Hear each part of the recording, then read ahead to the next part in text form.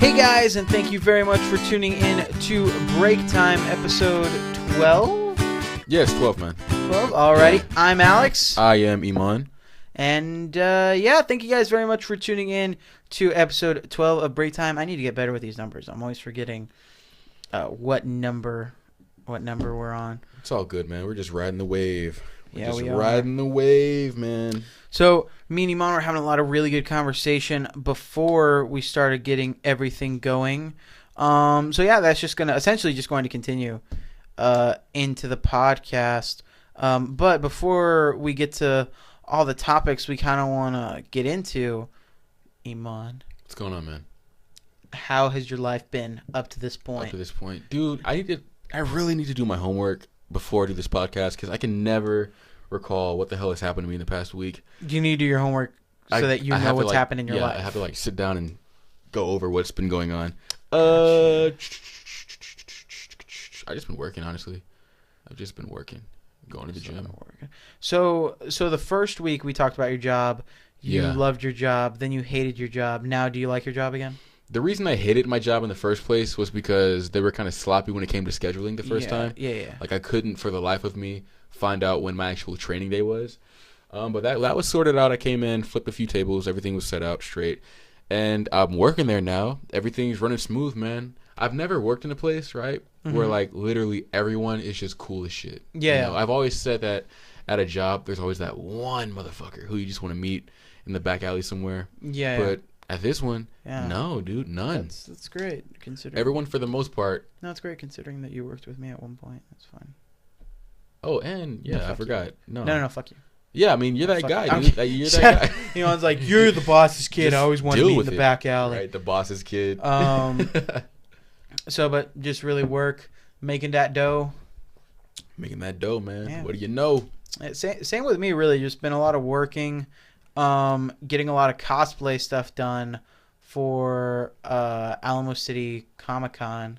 Coming up, huh? And we're doing. When is that? That's May? In May, end of May, and then we're doing a July. In July, we're going to the Corpus Comic-Con, which is in Corpus Christi.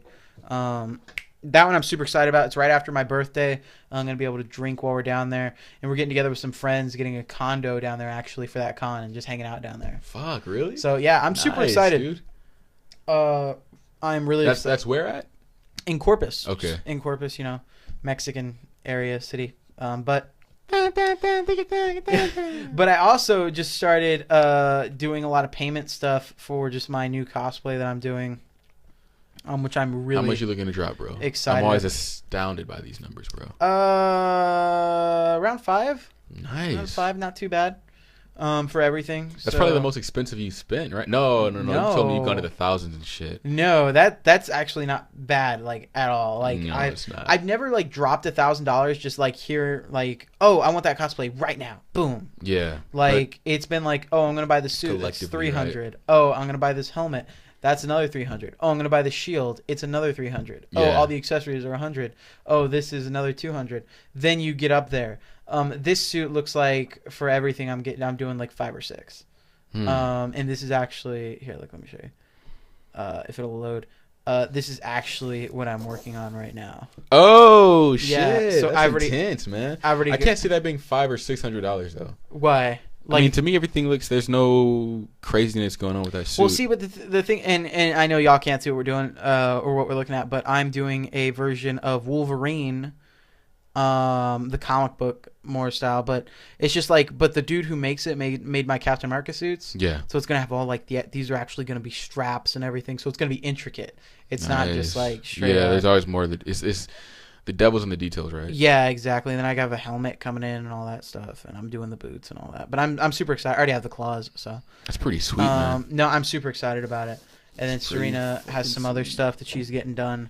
Aren't you for the Comic-Con as well? I see you kind of getting going already, man. Aren't you trying to grow the beard out?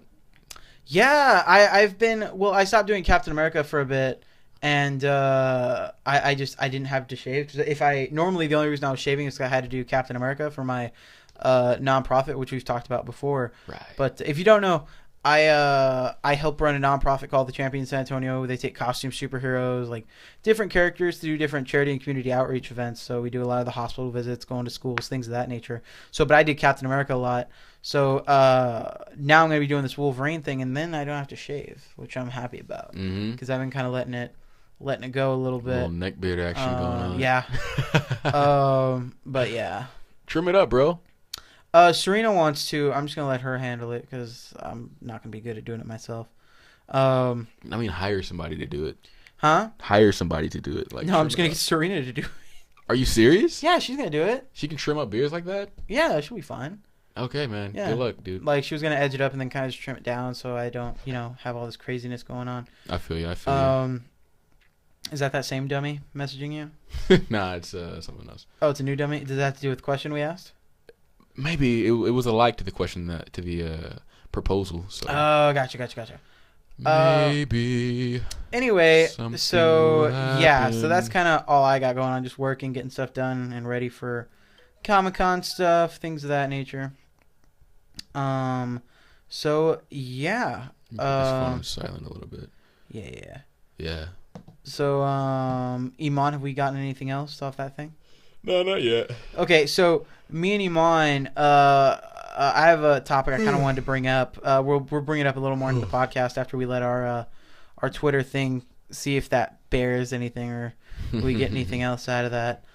Just sometimes you just gotta hold out. You gotta check. Sometimes you have like us. We have millions of people in our fan base, and we're just trying to make sure that they all get a chance to maybe think. It's crazy. Most people think like, oh, you have a million people. It's gonna be so hard it's gonna be so easy to get responses. It's actually harder to get responses. Really hard with a million people because people are like, I mean, there's possibly billions sending in questions. So why would I even bother wasting my time? Exactly. And we completely understand, but it's like, guys, come on, you can't make the shot if you don't take it. You know what I mean? Yeah, no, yeah, because they're just kind of there like, oh man, what if they read my question? I think I'm an idiot, But yeah, when you have as much notoriety as we have, and we're as famous as we are, it's understandable why people may feel that way. You get me? Yeah. So yeah, but I mean they'll get over it. So, but Eman, we had a few things that we wanted to talk about, and actually, I don't know if this goes into film time too much. What's up, brother? But maybe we can just kick it off with film time, and I guess I'll wrap this up into film time as well. Yeah. But film time, I know it's not a movie, but we want to talk about the 13 Reasons Why show. Yeah. That shit is taking the internet by storm, man. Yeah, it's the new Stranger Things. It's as far as it being a cultural phenomenon. So if you guys don't know what 13 Reasons Why is, it's a Netflix exclusive TV show. It has 13 episodes. Like I said, it's only on the platform of Netflix.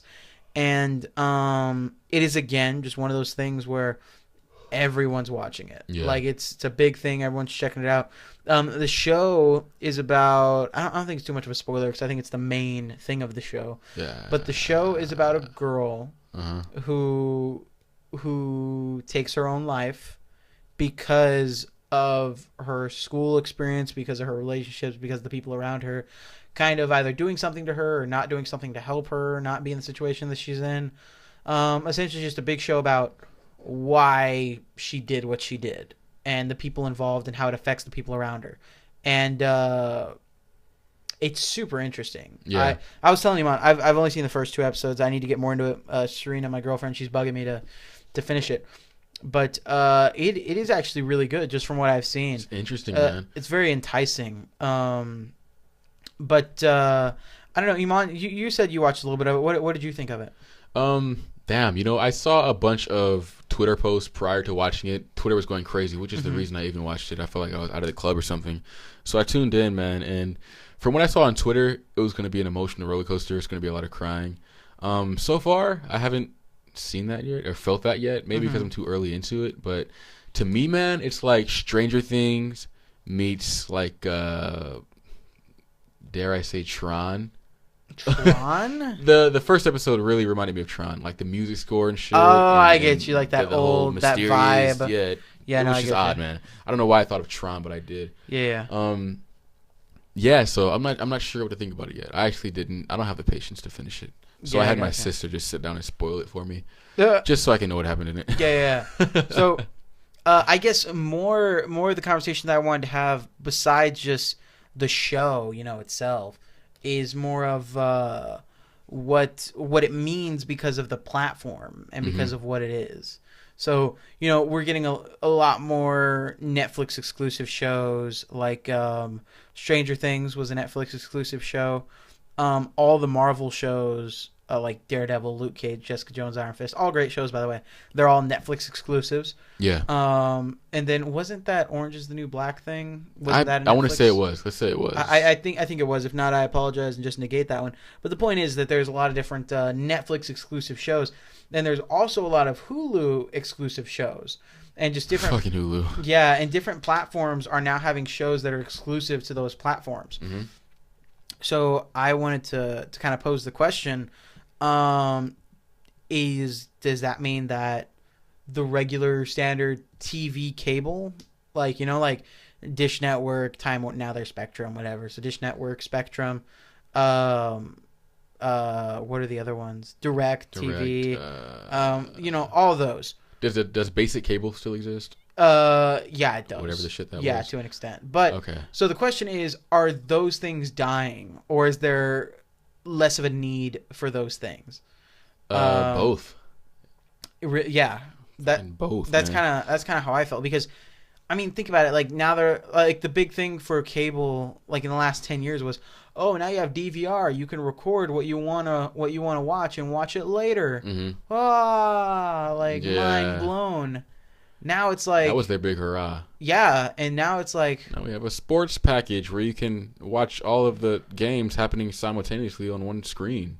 yeah, It's a mess. and now it's like, oh, I can get a Hulu account. I can get accounts with these different outlets online, Yeah, and just get all the episodes that I want to get for this show. exactly. Or you can Exactly. just go on Netflix and watch But, everything. You know what, man? Okay, so maybe it's the demise of like streaming to cable, right? Mhm. But people think that it's the demise of these companies, right? These studios that are actually making the shows. But you got to realize that they still are in power, because Yeah. the shows that are on Netflix are the shows that are being filmed by CBS, MTV, whatever the fuck. You know what I mean? That's true. It's just not a different outlet. So if they decide, damn, this thing is getting kind of powerful, they can flip a switch. You know what I mean? So to a certain extent, they have the power. And I mean, we've seen these Netflix originals like Orange is the New Black, Stranger Things, 13 Reasons Why. And they look like, it looks like Netflix is just dominating and they have amazing originals. Yeah. But this is cream of the crop. Cream of the crop, rise to the top. All that other shit, a strong 90% of that shit is garbage, man. Yeah. It is fucking garbage. A lot of these Yeah. Netflix originals suck. Yeah. So I mean, if CBS, MTV, fucking BET, I don't know who all is on there, VH1 decide that damn, Netflix and Hulu is becoming way too much of a powerhouse to where They just pull out. overshadowing. Yeah, they just pull out of the contract or whatever. Yeah. They have. But then how many other up and coming directors and studios do they have that are like, oh, all these people backed out?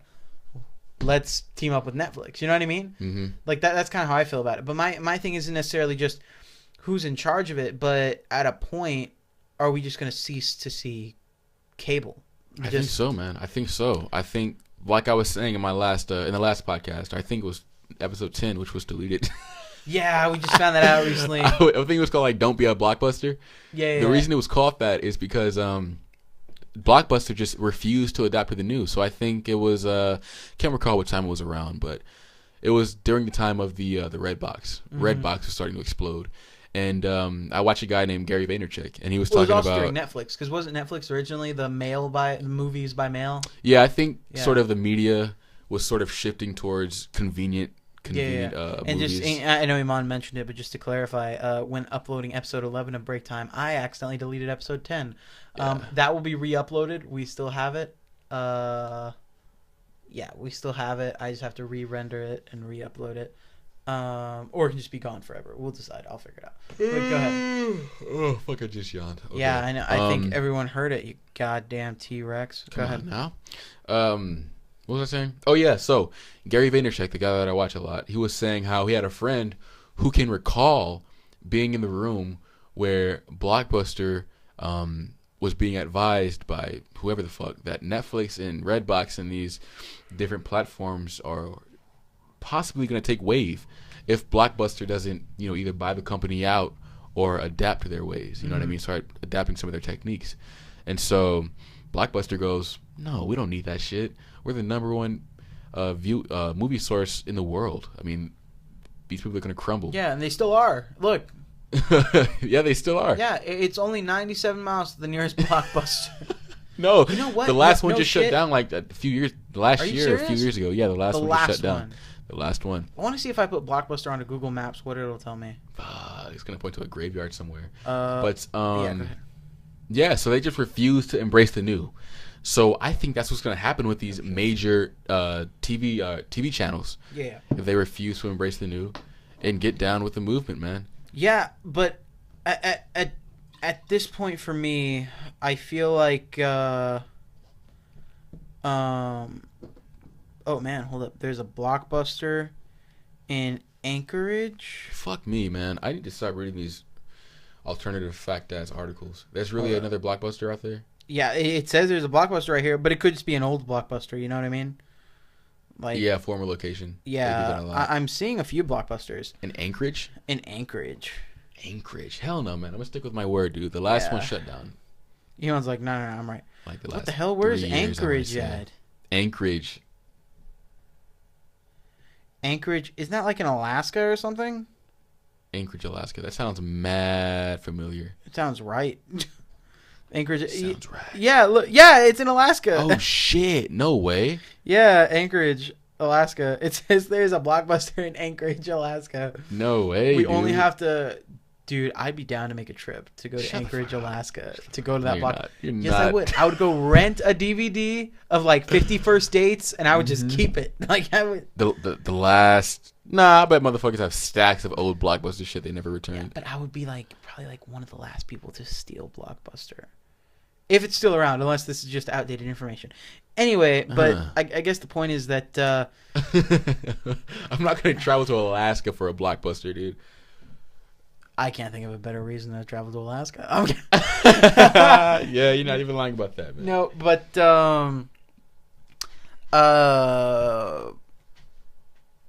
yeah. But as far as streaming and having a media outlet, because even the news, I feel like is going to die soon.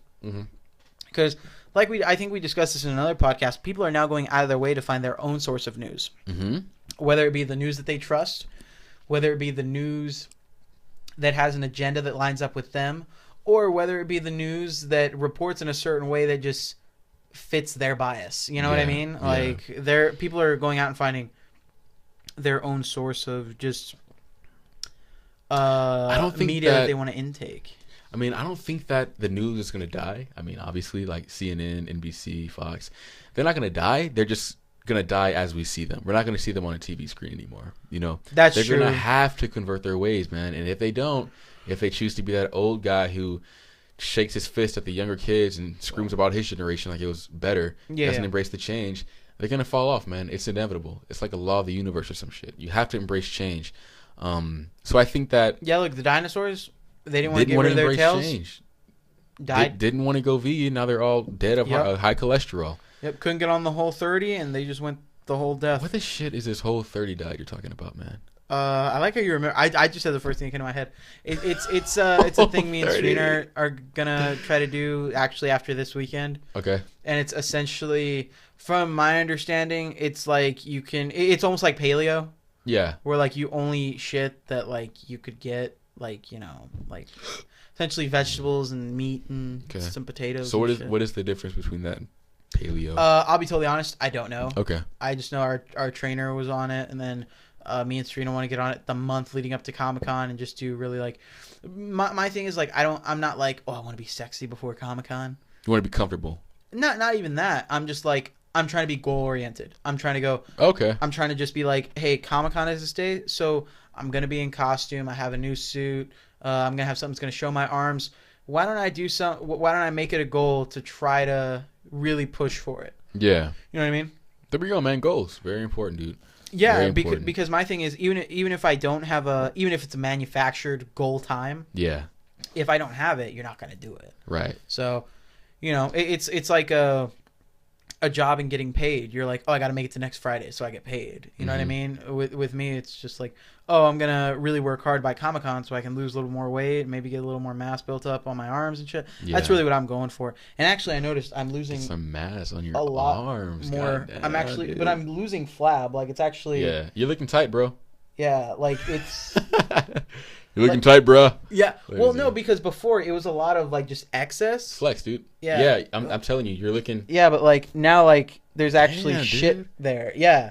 So like it's not nearly at the point where I would like it at, but it's just like look, but like there's something. Yeah. Like it's not just like the jiggly fat like there used to be. There's sort of a differentiating line between your forearm and your bicep now. Yeah. No, definitely. Good shit, dude. Yeah, I've been really happy about that. And actually, my belt doesn't fit anymore. I don't know if I mentioned that last time. Nice. Yeah, my belt doesn't fit anymore properly. Yeah. No, but it's really good. And I know I talk about it a lot. And they do want to sponsor. I'm just gonna say it, they do want to sponsor Break Time down the line. Yeah.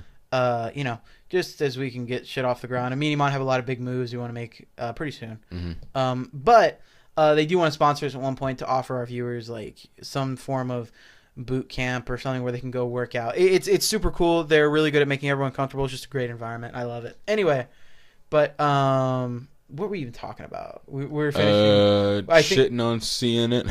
Oh yeah, just about but the like shifting you said, of the new age as far as media goes. I think like you were saying, I think we're gonna see a lot less of the what is it? We're going to see a lot less of the white guy sitting in a tie going, yes, for the 13th time, Sean Spicer, whatever it is, he said this, we're going to report it 14 different ways. Yeah, you know what I mean? Give it about 15 years, man. That shit's going to be out. It's going to be a wrap. Yeah. We're going to be watching the news on computer screens. Yeah. Well, even me now, when I'm like, oh, did you hear about the United Airlines thing? When I'm like, oh, did you hear about the Syria thing? Yeah. Like, I'm not like no shit. Me and Serena were watching 13 Reasons Why. Yeah. And we were on Netflix, and my phone beeped because I'm signed up for that news outlet that I signed up for. Yep. My phone beeps when big shit happens. Big shit happens. My phone beeped, and it goes, U.S. launches missile strike at Syria in retaliation for the chemical attack. Yeah. And I was like, holy shit. So then I turned on the regular news, and I got to see I guess in real time them getting the updates and them talking about everything. Yeah. See the fear mongering going on. Yeah. Well, but that was my thing where like if I wasn't watching the news looking for it. Yeah. My phone told me. Yeah. Because I trust a media outlet. I want it to update me, so my phone updated me when that media outlet let something out. There's no more of that. Tune in at 10 o'clock to see. There's no more of that. Yeah, bullshit. no, your phone tells you, or you scroll 4 times on Facebook and you see it 14 different ways. Exactly.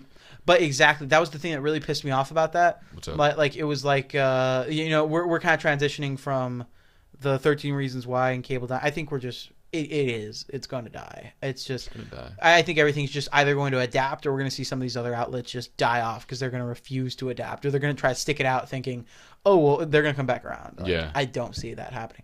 Anyway, but to go to the Syria thing, something that really pissed me off about it is and if for some reason you're a goddamn idiot, just shitting on everyone. The U.S. this past week launched missiles at areas in Syria that they believe to be chemical plants where they were producing the chemical weapons that they used to fire at rebels, which ended up killing multiple people, including children. Oh, there were casualties. No, there were casualties, right? I believe so. There were in the chemical strike or the in the chemical strike. Okay, yeah. In the chemical strike, there were definitely casualties. Yeah. But in the other thing, I don't know if there were casualties. Yeah. Honestly, it's hard. It was hard for me to watch the news about it because, like I said, we're watching TV. I'd already seen 14 different videos of them loading up the bodies of dead children. It's just terrible. But so they're doing that, and I remember being like, man, that's terrible. I wonder, like, honestly, like, something's going to happen, like, in the next week. And then something did happen. Me and Serena were sitting down watching TV. My phone beeps, like, hey, the U.S. is doing this. And I was like, fuck. So I turned on the CNN. Yeah. I turned on my TV, and it was already on CNN because we just moved to the cable. My dad watches a lot of CNN and Fox, and he kind of switches between them when they start getting to agenda-ish. Yeah. But I turned on CNN, and for like the first 10 minutes, it was, we repeat, the U.S. has just launched strikes. This is what it means. We're getting in this confirmation. We're being told this. Donald Trump is making this statement right now. Mm-hmm. So they're actually doing their goddamn job. And reporting like, hey, this is what's happening. This is why it's happening. This is how it's going to affect us. But that's what they do, man. That. No. So, but they give you 10 minutes of legit reporting. Yeah. And then all of a sudden they go... They turn the chair, camera B. Now here's what we think about that. Exactly. That was my thing. Then they're like, and well, what this means is that, and then they go, and I was our interpretation of it. Yeah, and then the thing that really pissed me off is like 20 minutes later, they're like, and even though this incident literally happened less than 20 minutes ago, here's our panel of specialists on Syrian bombings. Yes, and dude. All of a sudden they have like five people. They have like an Indian dude, a black guy, a white guy, and a woman, like completely diverse. They got them queued up, bro. Yeah. They got oh my god. It looks like the cast of like a Disney Channel show where they're trying to be so like PC. I was listening to another podcast this weekend, the Joe Rogan podcast, and he had somebody on, and they were talking about how I think it was actually Brilliant Idiots with Charlamagne and Andrew Schultz. But they were talking about how they had an OG analyst on, right? And he was saying how these new guys, they're complete bullshit. They lose all credibility because what he was saying was back in the day, the golden era of the news, I'm not sure when that was, probably before like the 90s or some shit. Yeah. He was saying that the news had no room for opinion. Yeah. It was called the news for a reason. Yeah. You know what I mean? There was no room at all for opinion. If you did that bullshit, you were laughed out of town. Yeah. You know what I mean? Because people back then wanted hard, cold fact. I mean, we still do, but people are now it's been more diluted. People identify with their political standings now, man. Mm-hmm. Rather than it being Josh the mechanic, it's Josh the Democrat now, or Josh the guy who voted for Trump now. You know what I mean? Mm-hmm. It's become an identity, and it's really fucked up. It's really fucked up. Oh yeah. Because they don't. It's like people don't really view politics as the overarching theme of what can this person do for my country. They view it as what can this person do for my image. You know what I mean? Yeah. Like it's weird. So of course the news is going to play into that. Of course the news is going to play into that. But I don't know. Again, it really pissed me off how there's obviously an agenda. Like because the news didn't go like oh hey this is happening and this is happening and then we'll update you on more information. It was 6 hours, more than that, I'm sure, of literally like, we repeat, this is happening, and this is why the government is wrong for doing it. Like you know, how crazy is that? And then you turn over to Fox, and like, this is why it happened, and this is why we're praising Trump for doing it. You know what I mean? Yes. Like it's not cold hard fact. But you know, man, what I think is the best news source, the best of the worst. BuzzFeed. No, BuzzFeed. I think like financial news networks, man. Mm-hmm. Your Wall Street Journal, because they have a credibility to uphold, right? Where they have these billion-dollar investors who tune into their shit to get the news because they want to know how the hard cold fact is going to affect the performance of, say, their stock. Yeah, because you know what I mean? They're not trying to push an agenda to get people on their side. Yeah, they're trying to push the agenda of, here's what's going on, so you invest your money to keep your money flowing through this. So I keep making millions of dollars. So I keep my credibility, because if they decide to say some bullshit based off an agenda and they spit some alternative facts and some billionaire loses a bunch of money, that's a reflection of the Wall Street Journal or MSNBC or whoever. Oh yeah, and it's a shaky one. It's a shaky one. Yeah. But I think if you're a billionaire and you're basing all your news on a Wall Street Journal, I don't know how you got to that point, but anyway. But you know what I mean. Wow, how long has it been like that? For a while. Oh, I didn't even notice. It does this every now and again. You want to turn it off so it doesn't, like, burn into your TV? Nah, it's going to be all right. Let me just restart it, actually. You know what I mean? Wow, how long has it been like that? For a while. Oh, I didn't even notice. You want to turn it off so it doesn't, like, burn into your TV? Nah, it's going to be all right. Let me just restart it, actually. Yeah, sorry. Eman's aquarium had frozen on our television screen here. Whenever it's a long video, it'll freeze like that. Yeah. So Eman, What's going on, brother? did we get any other responses from that thing? No, we didn't, man.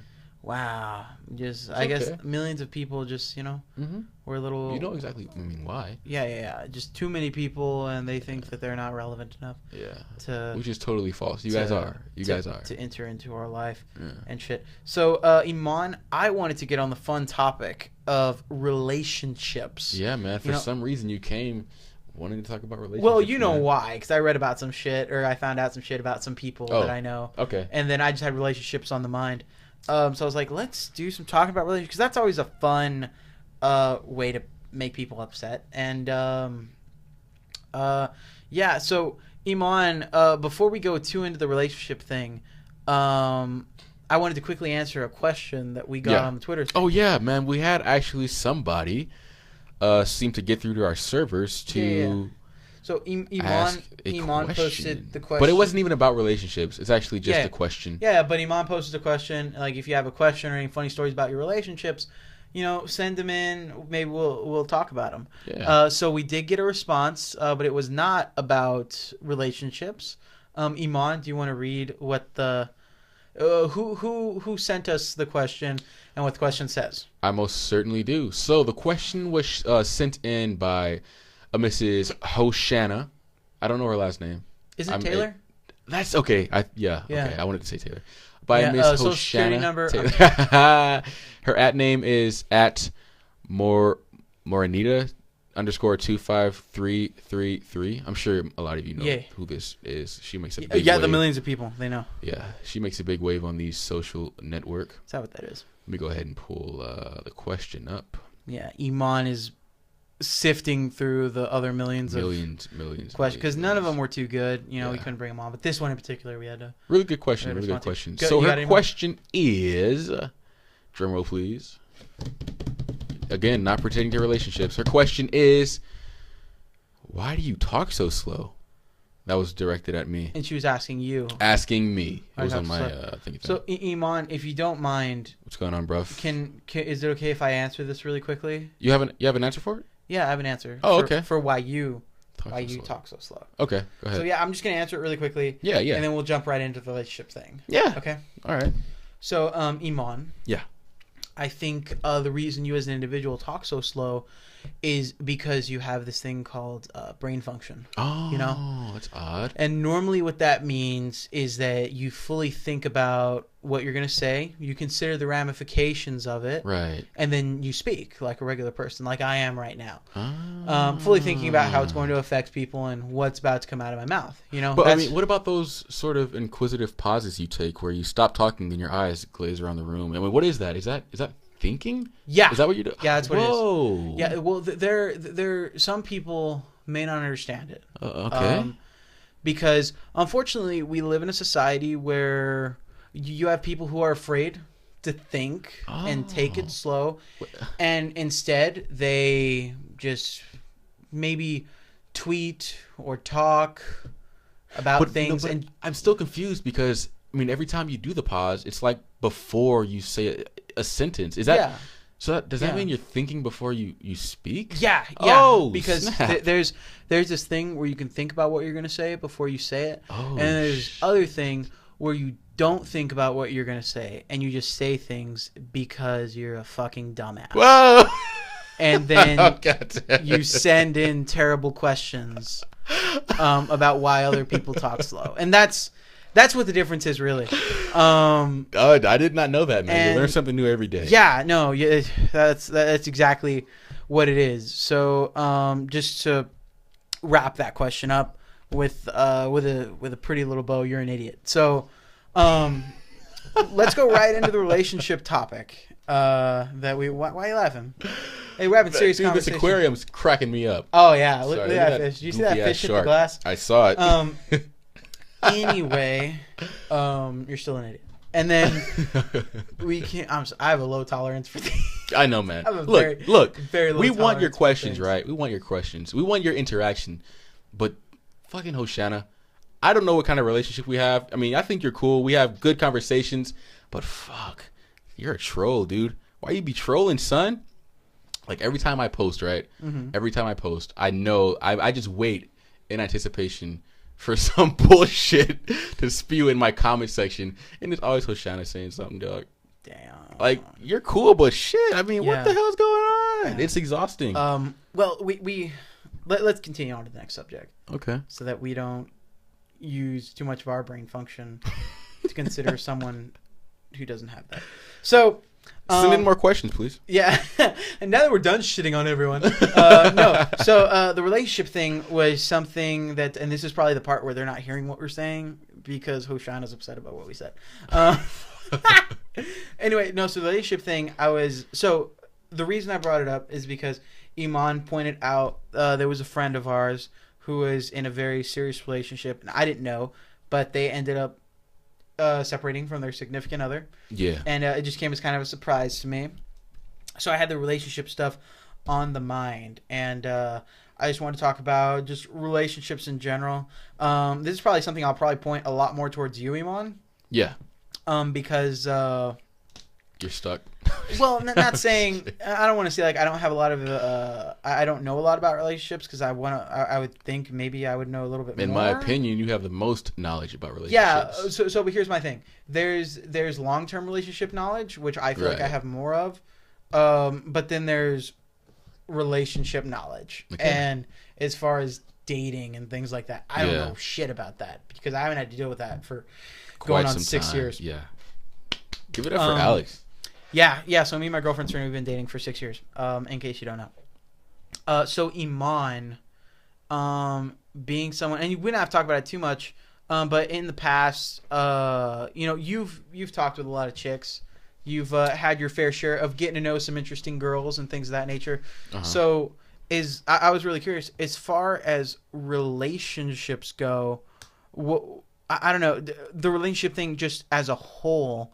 Is it ever something you're looking for to like really find someone you connect with to maybe have a long-term relationship, or is it just kind of someone you meet and you're like, oh, she's cool, I'm gonna just kind of see where it goes? Like just for you personally, like it's very very situational, right? Where it both applies. For example, if I've been single for a year, I'm not looking for a quick hookup. You know what I mean? Yeah. You want what you don't have. You know. If I don't have that meaningful relationship with somebody, you're gonna want that. But if you do have that meaningful relationship with somebody, you might view your situation as being stuck, or you get curious. You know, curiosity killed the cat.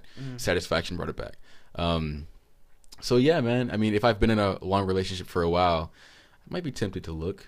You know, I'm not gonna cheat. I'm not a fucking dog, but you know, you sort of get curious as to what that life is like because you're no longer experiencing it. Yeah. So I don't know.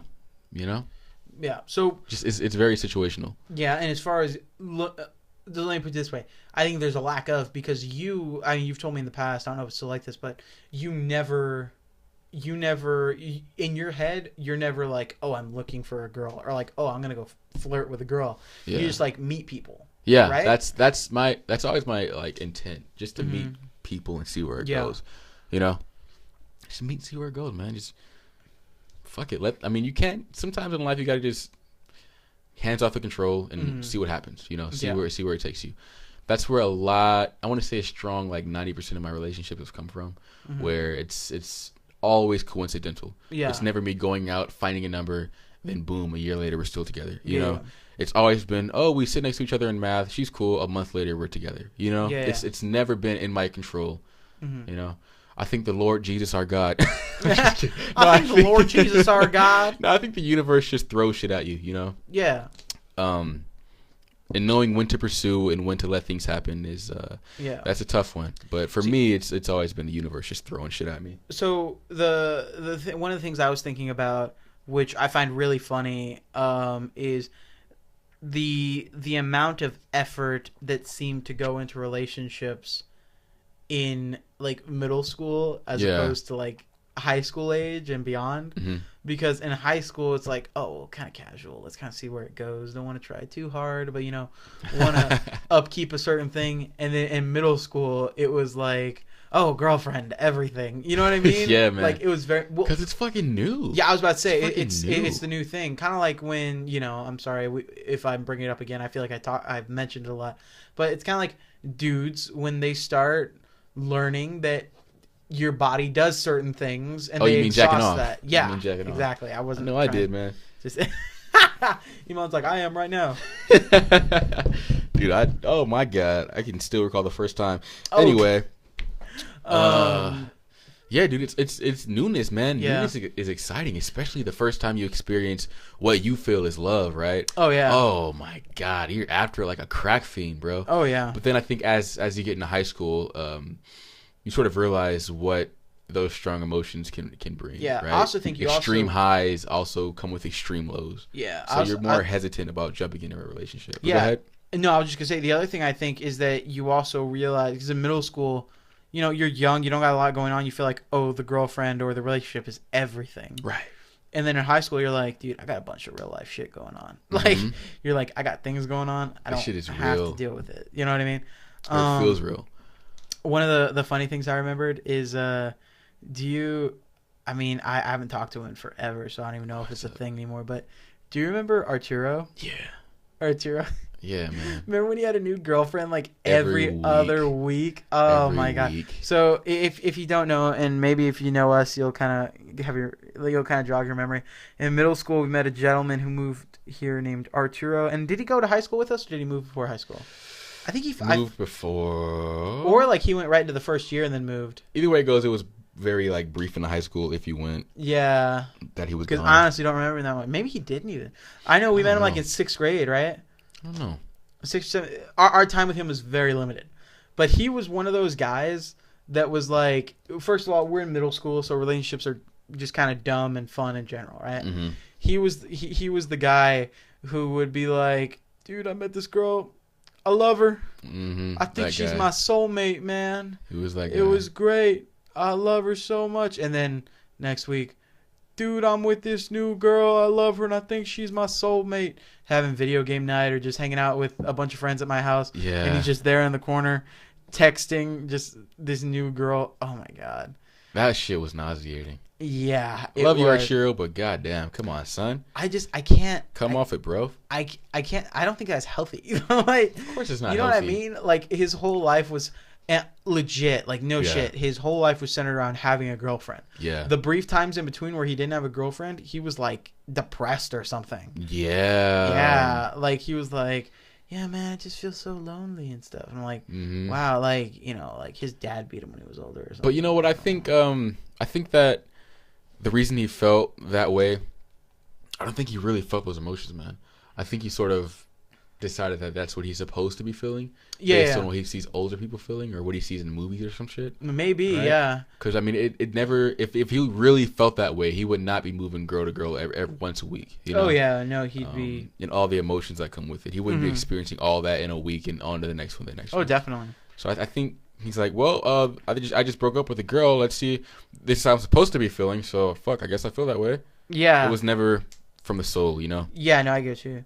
But no, to me that was always interesting, especially with how we view relationships, or at least me anyway, like how I view relationships now. Because for me, relationships, like, for some reason you get with someone at the beginning and you have like the puppy love thing. Yeah. Where it's like, oh, I love you. Oh, you're so cute. Oh, you're so amazing. Everything you do is awesome. You know, like that kind of thing.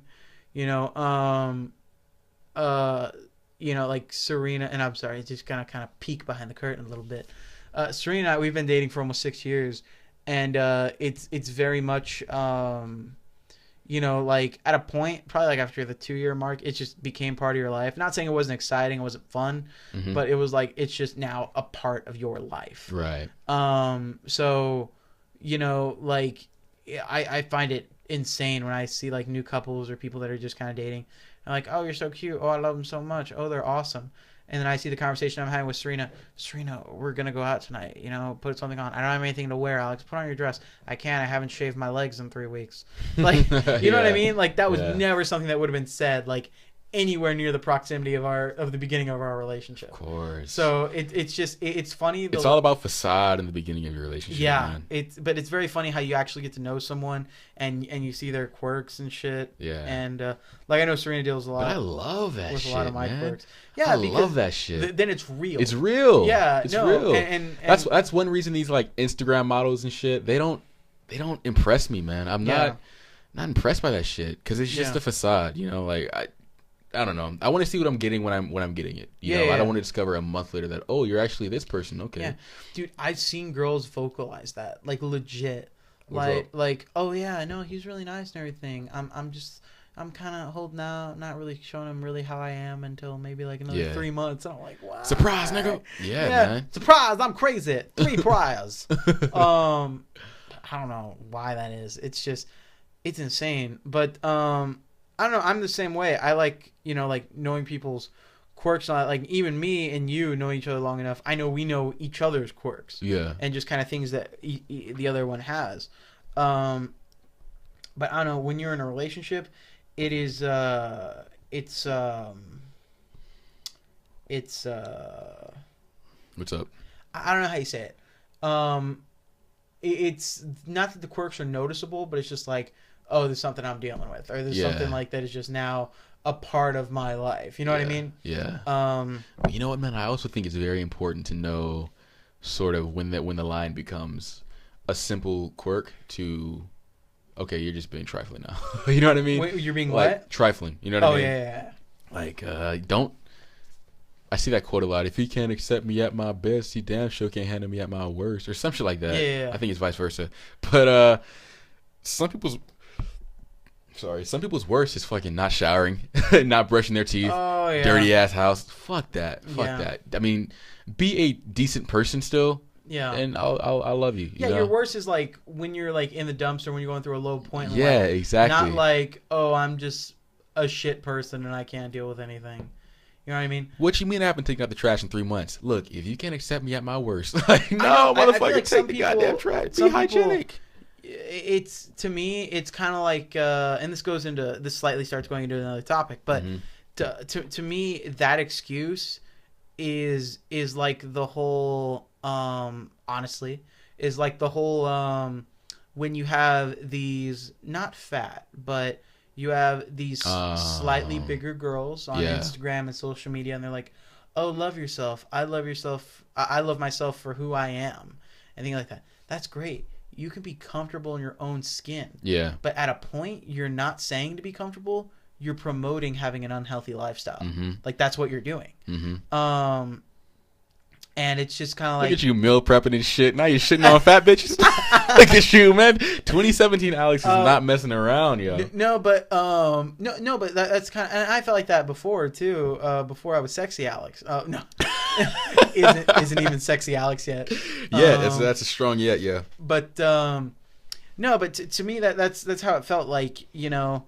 I get it. Be comfortable with yourself. Teach little girls that they don't have to look like Barbie. They don't have to do this. They don't have to do that. But at the same time, don't go, oh, I love myself. Time to eat 1,400 burritos. You know what I mean? Like, yeah. Like I said. You know what's fucked up? If you look at these comments on, I mean, I'm sure where you see these kind of pictures are on the internet where it's like the big girl. I love myself. I'm taking a picture in my panties and bras today. And she like, it's a stack of Coke in the back, right? All these supportive ass comments. You do your thing, girl. Boys like a little meat on the bone, if you know what I'm saying. But then I saw a fucking picture where it was a CrossFit trainer or some chick who was really into a healthy lifestyle, and she posted a picture of she has like buku kids, right? A bunch of kids, but she has abs, right?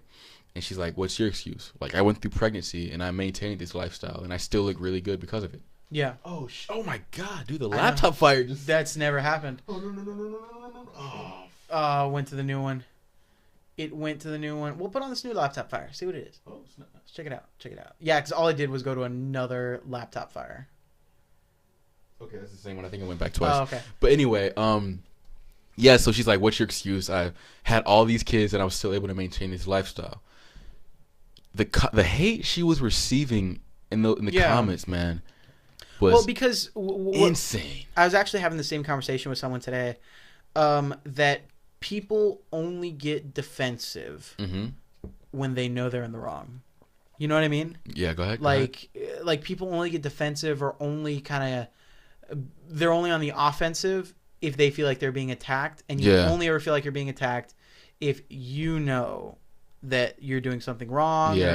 So those people who are like, oh, well, I'm this, or you don't know about these other people. It's because they live that lifestyle and they're trying to make excuses for themselves. Yeah. That's just what it is. It really is. And you know, that's like me walking into a room saying, "Oh fuck, somebody drank my apple juice," and you getting up and saying, "Nigga, I didn't drink your apple juice." It's a guilty conscience. Exactly, you know what I mean? Because you know you're in the wrong. Yeah. So, but even like, I'll be honest, even now, you know, like, me and Serena both, we can do whatever we want as far as working out. We can do whatever, but there's still like well, I can have a burger today. Mm-hmm. Because I'll just work out harder tomorrow, or I'll just do some cardio or something. Yeah. Like, it's fine. My cheat day is in 2 days anyway. You know what I mean? Like, you still, where you're reasoning with yourself to make it, to validate you cheating or you doing something different.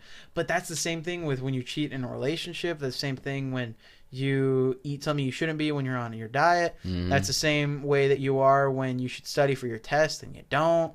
You know, it's all the same shit. Anytime you do something you don't want to do, that's gonna elevate you spiritually, mentally, whatever. There's gonna be resistance. The moment in your head where your little head quote goes, "Well, stop." That's where you're doing it. You know what I mean? Yeah, man. But no, and that's I feel very strongly about that. As far as the like I said, the promoting the healthy lifestyle, or I'm sorry, promoting the unhealthy lifestyle.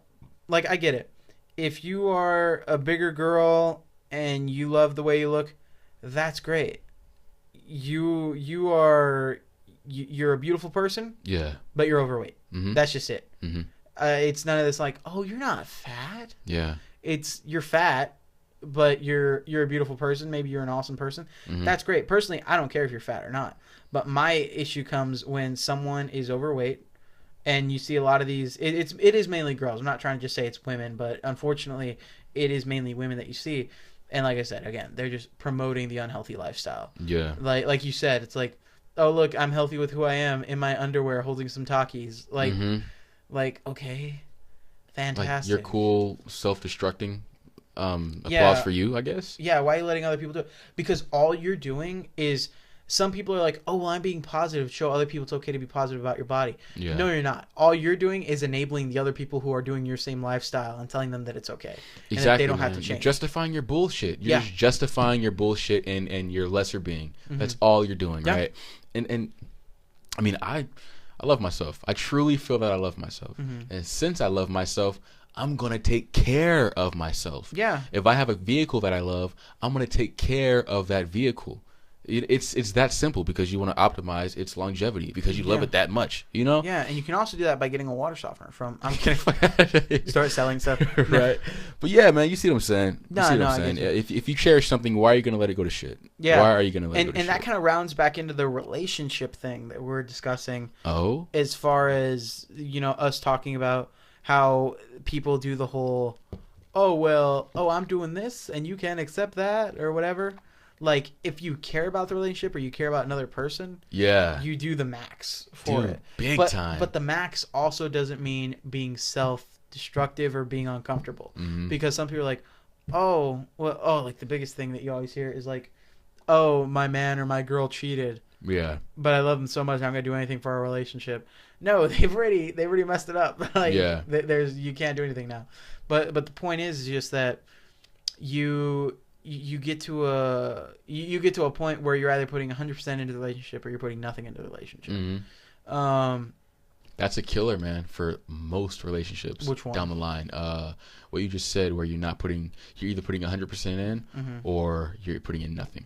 Mm-hmm. And that nothing, right, as opposed to the 100%, the nothing is just you being content. You thinking that the relationship is forever, so why am I even going to try to make it better? Yeah. You know, why put effort if it's gonna be here forever? Yeah. That's the big fault for a lot of these girls. I feel like that's why my last relationship, I'll be completely honest, fucked up. Cause I didn't feel that it wasn't that I wasn't like what's the word? Putting in enough. Mm-hmm.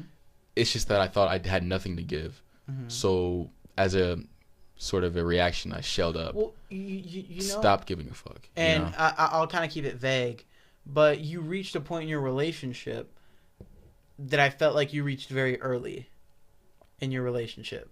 What's up? Just as far as certain things that usually Fucking don't. sex. We had sex. No, but as often as it was. Oh, okay. And just as open as everyone was being Yeah. up front. You know what I mean?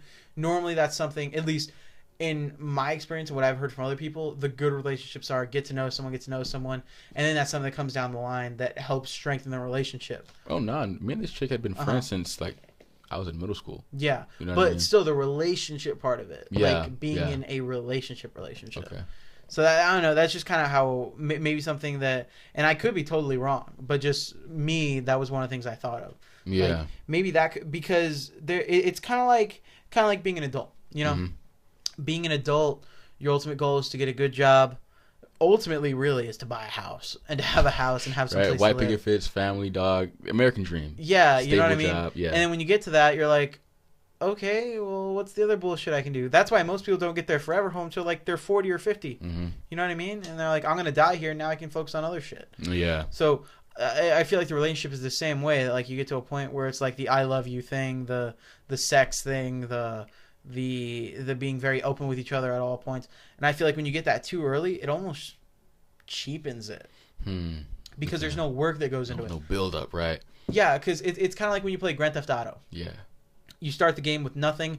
You play the game to you play the game to beat however many levels to get the best car, to get the best guns, to then fight people to go further in the game. And then you're like, wow, it was challenging. I had a bunch of pushback, and now it's paying off because I'm getting rewarded. It's like a video game. Yeah. But when you start that video game and you put in all the cheat codes and you get everything up front, why are you playing the video game? There's no pushback. It's just so easy. Like, and you know what, you man? get bored with it. You know what? It's like I think that just boils down to what you choose to make sacred. Mm-hmm. If sex isn't something that's a sacred practice in a relationship, I don't want to say the relationship is doomed, but it's kind of crippled, you know? As in, like, how do you mean? Like, how is it crippled? Well, no, like, what do you mean by sacred? Like, Sacred. For example, right, when I went vegan, I could no longer just stop at Jack in the Box on the way home and toss some bullshit into my mouth on the drive home. Yeah. I had to actually go to my house or go to a grocery store, pick up the ingredients, come home, assemble that ingredients, right? Make the dish. The whole process took about an hour and a half every night. Then I sat down. But when I sat down, I enjoyed every last bite, right? Because I had to work for it. It was a sacred practice. It was a routine. You know what I mean? And I feel like if sex, if you have because there's work behind it. not work, but there's something that goes into it more Yeah. than just, oh, I want it, here it is. boom, yeah. Because Yeah. that's when you start taking it for granted. Because it's always there. Exactly, I took Jack yeah. in the Box for granted. Yeah. But I was like, damn, I actually gotta chef this shit up every night. I got to cook now. Yeah. So I enjoyed the food I was making. It's kind of like when and I noticed this like when I was younger, going to Six Flags with some friends. Yeah. I was like, Six Flags is all right. Six Flags is whatever. Yeah. You know, I didn't pay to go to Six Flags. I go to Six Flags today, and I'm paying for myself to get in Six Flags. I'm like, Six Flags is great. Yeah. I'm gonna get the most out of my experience at Six Flags because you had to work to get to a point where you accomplished something. Oh, I worked, got this amount of money. Now I'm going to Six Flags with the money that I made. Mm-hmm. You know? It's sacred, man. Yeah. And I don't want to say it worries me. I'm just not sure how I feel about it yet because I want to be progressive. I don't want to be like I was saying earlier, the old guy shaking his fist at the younger generation, screaming about his generation. But like the whole casual sex thing, right? Like with other people? The hot or not apps, Oh, yeah. you know, I feel like that cripples so much of what a relationship is. or it could enhance the process because I mean, sex Really? is so readily available. Yeah. But it's just so meaningless now, right? Yeah. It's fucking meaningless because Yeah. it's everywhere. But when you have that one person that brings meaning back to it, to me, that can only enhance the experience. See, So personally, I don't know. I think it's too early to tell. But go yeah, ahead. but personally, I get where you're coming from there. Personally, I feel like it's the other way around. Mhm. Like, I feel like, and maybe this has partial to do with my Catholic upbringing. I'm not even tying it to God in my head. Right. But to me personally, I'm like, I feel personally that like the sex portion of any relationship, whether it's dating, whether it's marriage or whatever, is supposed to be something that is exclusively saved for that person. Yeah. You know, I'm not saying, oh, don't have sex ever. I'm saying that when it's so casual that you're like, oh, I'm horny, let me get on this app. It becomes like nothing at all. It's and to me that's supposed to be like oh, that's the thing that I have that's sacred with my partner, Mm. or like that I have exclusively with my partner. Yeah. You know what I mean? But that's just me. But Yeah. yeah. I don't know, man. I don't know. Because I hate the idea of sex being taboo. I don't like the idea at all. What do you mean? Sex being like, the word taboo. It's like out of the norm. Yeah. Something that shouldn't be discussed very openly. Yeah. I just like the whole new embracing of sex because we all do it. We do it. I think there's a distinction of embracing sex and abusing sex. Okay. You know what I mean? Like you can embrace sex and go, oh, we all have sex. Everyone's gonna do it. It's a natural thing. Mm-hmm. Everyone's gonna do it in their relationships. Hey, you're a kid. Your parents had sex. It's a thing. Yeah. You know what I mean? So I think as far as society, we're a lot more open with talking about sex because, like, I would say even early 2000s, it was, Britney Spears wore a slutty schoolgirl outfit. Close your eyes, cover your ears, walk away. Yeah. See, that's what I'm afraid of. Yeah. And I don't think that's where we are. But my thing is you're accepting it. You're being inclusive of it. You're like, oh, this is a thing. But my thing is you're not like, oh, it's a thing. Let's do it all the time and abuse it. You know what I mean? Yeah. To me, it's like food. Yeah. Like me, love burgers, love hamburgers, favorite food. Eat a burger every now and then. It makes it special. Yeah. But if I were to eat a burger every night or at any point, I was like, I want a burger. I want a burger right now. And I was able to get it right now. You cheapen that burger. You cheapen that food that you like. So, and I know we're talking about food, but it's to me it feels like it's very much the same thing. Like it's well because you're eating it out and what a got that. no, but food is better than sex. No, but because you have the same kind of, I guess, the same principle of it's a special thing. Yeah. And endorphin rush. Yeah. Get excited. Mouth waters. Ooh. But when it's all the damn time, you know what I mean? Mm-hmm. But I also get your point of view where, oh, you can eat so many burgers, but then one day someone's gonna make you the best burger you've ever had. Yeah. But in my head, I'm like, well, but if it's just special every time or whenever, then when I do find the best burger I've ever had, it'll be 10 times more special than it would have been if I was eating burgers all the time. But that's just me. Yeah. So, but that's kind of how I see it, and that's my analogy for sex and food is very good. You should wait to hear the one about hot dogs and masturbation. Oh. No, but yeah. Damn, man. You know what I want to address? I want to talk about that Twitter beef, man. Oh, Twitter beef going down. Oh, God, again, so soon. Okay. So soon. We just got done shitting. Okay. No, it's okay. It was a buzz, dude. The internet was a buzz, man. Okay, so Eman, there was the thing you're talking about is a kind of, like you said, it was a buzz on Twitter. Yeah. And it was kind of like a back and forth, I guess, debate / argument. Yeah. About, just stuff. So I'll let you kind of go into detail about what it was exactly. Yeah, man. Well, the queen of controversy, Hoshana. I don't know if she started it or initiated it, but I mean, I know she goes off on these rants about black culture, especially in San Antonio. Mm-hmm. And I mean, for the most part, I do agree with them. I see where she's coming from. But I think she said something about a girl's tweet or something, and it got a lot of people triggered. Mm-hmm. A lot of motherfuckers triggered. And it was pertaining to black culture, particularly in San Antonio, and how, the African American community feels sort of mistreated by the citizens of San Antonio, but the citizens of San Antonio in turn love black culture. Yeah, it's like loving anime but hating Japanese people. Yeah, and people were saying that, for example, so that means you can't fucking eat a taco now, or I mean, you can't wear a hijab because it's not your culture. So I don't know. I wanted to get your take on it, and I wanted to address it, man, because Twitter was tripping, man. Twitter was tripping. So to make sure I understand it correctly, the Hoshana side of it was that wasn't necessarily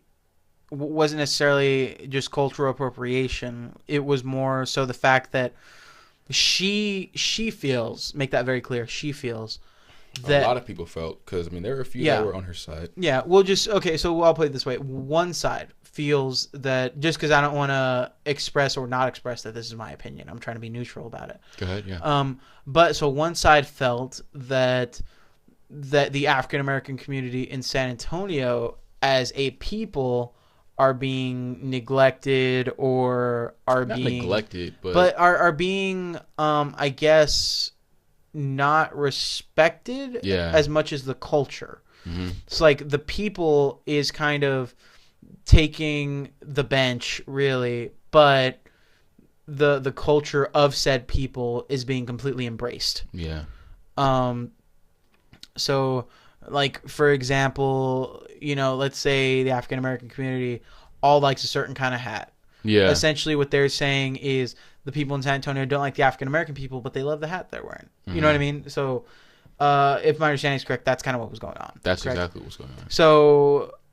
So one side was agreeing with Hoshana, and the other side, what were they saying? Like, what was the argument that they had? The arguments that they were saying was like, it was like, damn. So they didn't see the side that the idea of being them African Americans being disrespected didn't really stick out to them, because they don't live the experience. Really, what they took away from it was, well, fuck, we can't embrace your culture. Does that mean you can't embrace ours? Does that mean that we can't embrace another culture because we should just stick to our own culture, or else we're going to be mushing into this social or cultural appropriation territory? You know what I mean? Like, where's the line drawn? Like, can I not eat tacos anymore because that's Mexican culture? You know? Yeah. So I have a few different thoughts on it from what I understand from it. First off is that I think to an extent it is a very I think it's a very ignorant statement to make. What is the cultural appropriation thing? I think the side of people don't respect the people but want to embrace the culture. Yeah. I think to an extent it's kind of ignorant. Yeah. Because, I mean, correct me if I'm wrong, but we're a lot of people that were agreeing with her, people that went to school with us and people that she knows. For the most part, yeah. Yeah. So I would say 60 to 70% of the people that went to school where we went to school, and that grew up where we grew up, don't know a lot about San Antonio as a whole. Yeah. Just because I've talked to a lot of them, I've seen a lot of what they perceive about the city. Yeah. And I think it's because I've been very fortunate to be involved in a lot more of the city and see a lot more of the city just through my work with our nonprofit. And I think putting a blanket statement over a people, a city, and going, well, people in San Antonio think this or that. I think that's a very ignorant thing to do, because what you are seeing is a group of people and saying, kind of like what you're doing, almost kind of like what you're complaining about, is you're seeing a group of people and you're saying, oh, I'm seeing this group of people from San Antonio maybe showing this behavior that I dislike. But now I'm going to say everyone in San Antonio is like that, or San Antonio people are like that, which I think is very much the opposite. Because I think San Antonio is, while primarily Hispanic, I think San Antonio is very, very diverse. And I'm not saying that out of my ass. I'm not just saying, oh, I see black people and white people. Oh yeah, there are parts in the city where it's nothing but black people. Yeah, no, but I've been in situations and met people and seen people and worked with just different figures in the community who embrace that culture. And I've seen so many different just mixtures of people, not just from race, but just from, I guess, just class levels. Like, I've seen people that maybe considered the lower class working with people who may be considered the upper class or whatever. And it's just, I think to an extent, my biggest issue with it lies with the fact that you're generalizing, right? Yeah. And I mean, go ahead. No, well, I was just gonna finish out by saying that when you generalize, anytime you generalize, you are becoming the people that you are claiming that you're generalizing about. You know what I mean? Yeah. Like I don't think I worded that correctly, but when you generalize, you are becoming as bad as the made up group of people that you're creating. Not saying they're completely made up, but they're made up in the sense that you're saying this is all of San Antonio, or this is all of a city. Because I've met several people and seen several different communities just within San Antonio that would totally speak the contrary to that. And I do think it is, and I'm just going to say it, I do think it is kind of, we grew up in an area of San Antonio that's on the outskirts and that is very different, very developing, very, very clean. That's the best way I'm going to put it. But I think and I'm not saying there are people who went to our school that don't know about it, because I know a lot of them who do. But I think the majority of kids who grew up in our school and they're like, oh my God, you want to go to La Cantera? That's so far. You know what I mean? Like La Cantera or anything down 1604 is their line of existence. So I think their world, right? Yeah, like those people, I feel like maybe don't know as much about it. Yeah. And which isn't a bad thing. I don't want to say it like oh, you're ignorant. People, I personally, I feel that people hear ignorant or get called ignorant and they get really defensive. But ignorant is not stupid. Ignorant is not dumb. Ignorant is ignorant. And if you don't know what ignorant means and you're upset about it, it is because of your own ignorance. Yeah, man. But look, this is where I kind of oppose that. Go ahead. What Hoshana was saying, I mean, to me, and a lot of part was true. Because, I mean, you speak about ignorance, right? But, I mean, the definition of ignorance is lack of knowledge of a particular subject, whatever it is, right? And so we're speaking about the black experience and black culture in a majority non-black population. And so the only person that's ignorant, right, is the person that doesn't know the experience, right? I mean, the topic is the black experience. So by default, a white guy living in this society, he's going to be ignorant to the black experience because he's not black. So I'm not saying take everything that Hoshana or people who are agreeing with her are saying as gospel, but I'm saying that, I mean, take it with a perspective that unfortunately you by default just don't have, or fortunately, depending how you want to look at it. No, I know personally from experience being black, everywhere I go, I'm black. I can't turn off my blackness. So, I mean, I know you've been to all parts of the city, right? You've spoken to all kinds of people, but you've done it as a non-black person. Yeah. So you can't say if the experience would have been different based on your skin color, because all you know is Mexican, right? But I know for me, oftentimes, more times than not, man, meeting older Hispanics or people who grew up among Hispanics, they've always been racist, man. It's so fucking weird, and I hate generalizing. So I was really kind of iffy about even saying this, but fuck, dude, it's more common than I'd like. For example, man, I was talking to a girl 8th grade. I went to her house and she left. The next day she told me that her grandpa doesn't want me around because he doesn't like people like me. Obviously, me being black. And I've had so many of those fucking experiences. You used to wear like cut up shoes? Nah. Like you just look raggedy? No, she said it's because I'm black. He doesn't okay. Theo or whatever doesn't like black people. And that shit happens a lot. And even you have told me that I was saying that the white people get a rap for being really racist, but even you have come out and said that, yeah, dude, in this culture, older Mexicans are really racist. Yeah. Fucking George Lopez, the whole controversy of him cussing out the chick, the basis of that controversy was him saying a few things about being a Mexican. You can't date a black chick, whatever the fuck. You know what I mean? I mean, that it's just a culture that people don't have. They don't have the perspective of. You know. So you can't totally dismiss what Hoshana is saying is truth. Yeah. And the same people who spit that racist bullshit are the first ones buying the new Kanye album or you know what I mean, listening to Pac or saying nigga. Jesus Christ, if that's not a fucking giveaway, I don't know what is. Yeah. I mean, look at it.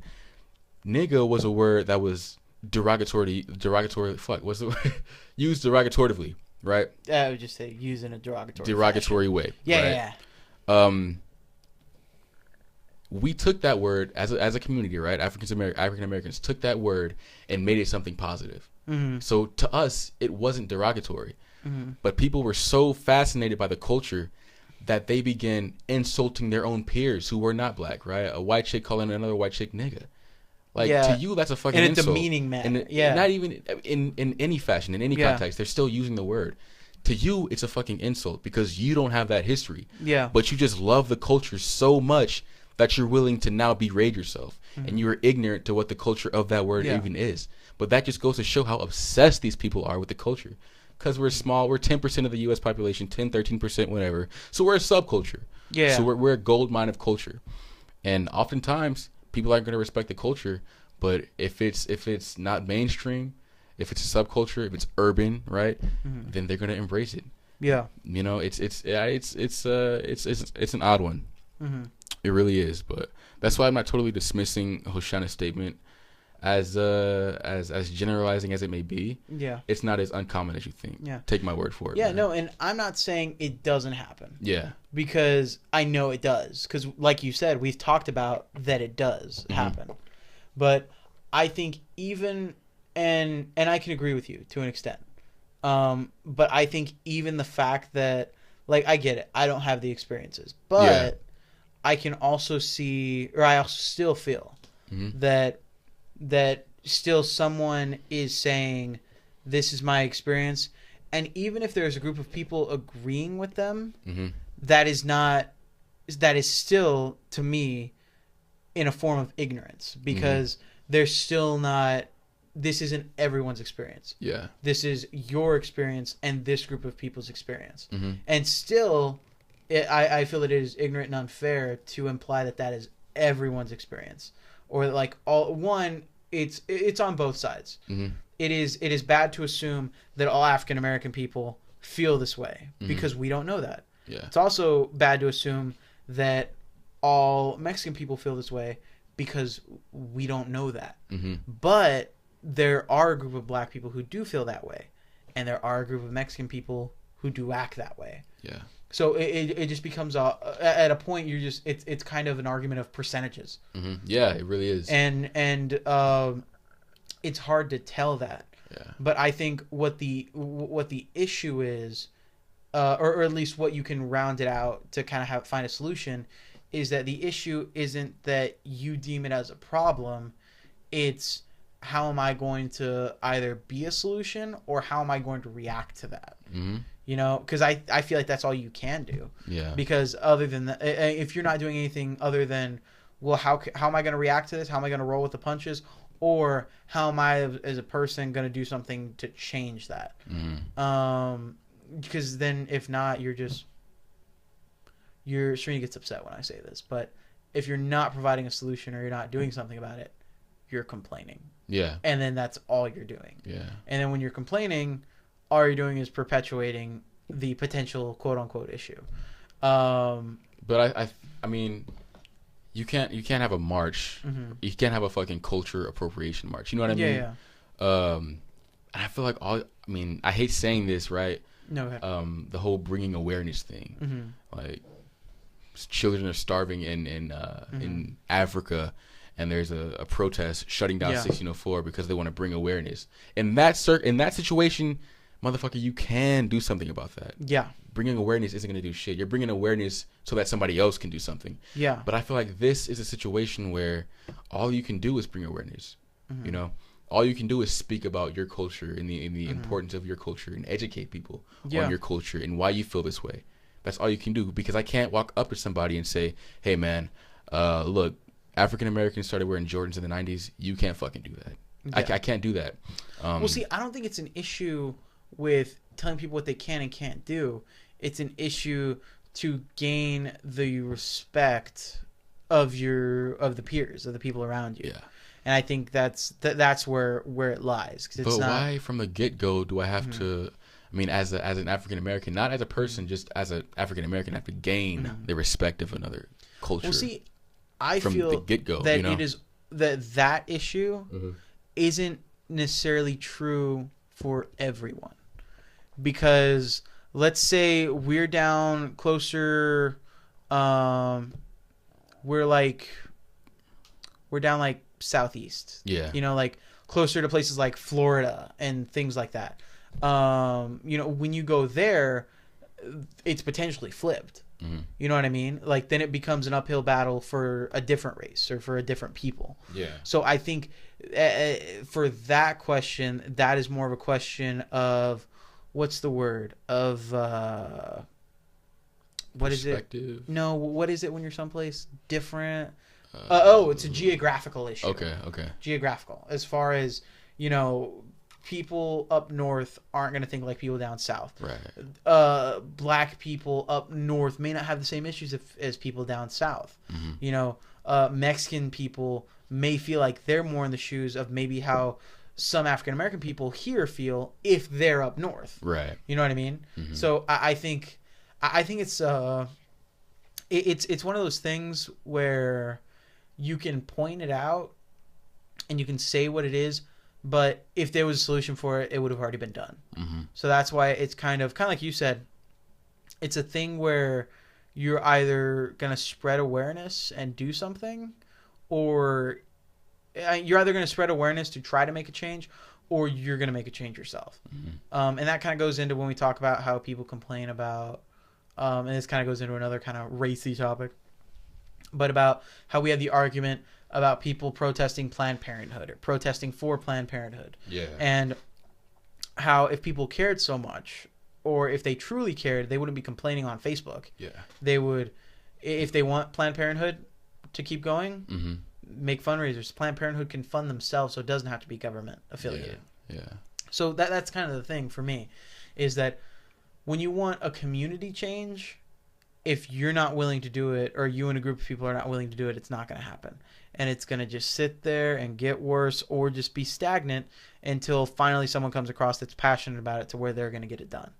And I honestly feel that's just how it is. I mean, what would your solution even be to something like this? And that's the thing. I'm not going to be like everyone else and try to bullshit some solution. Yeah. I don't have one right now. Yeah. Because it's one of those things, not impossible, but it's one of those things where, kind of like I said, if there was a solution, we would have done it already. Or someone would be trying to do it. I think it's one of those things where you have to be very... I feel like there's two ways to handle certain situations, depending on what the situation calls for. If there's an outside problem like a famine somewhere, you have to turn outward and see what you can do to address the famine issue.